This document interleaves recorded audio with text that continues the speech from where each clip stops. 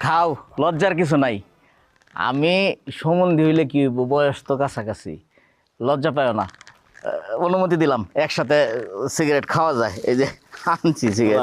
ভাইজান আমি সিগারেট আছে আমার কাছে আছে। তোমার কাছে একটা আছে, একটা খাইলে কি পেট ভরে? একটা জিনিস সবসময় মাথায় রাখবা, জীবনে যা কিছু খাইবা পেটটা বইরা খাইবা। এই যে দেখো, আমি 10 প্যাকেট সিগারেট নিয়ে এসেছি, ইচ্ছা মতো খামো। নাও ধরো। সিগারেট কি পেট ভরে খাওয়ানোর জিনিস? আর যত এখান পেট ভরবো আপনার সিগারেট খাইয়া, এটা কেমন কথা কইলেন? একটা ক্ষতিকর জিনিস, ছাড়তে পারি না দেখে মাঝে মধ্যে দুই একটা খাই।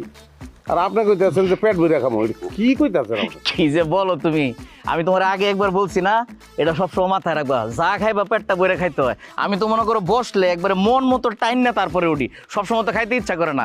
এখন তুমি আমি দুই ভাই মিললে সিগারেট সবটি সন্ধ্যা পর্যন্ত টাইনে টাইনে শেষ করবো। নাও ধরো।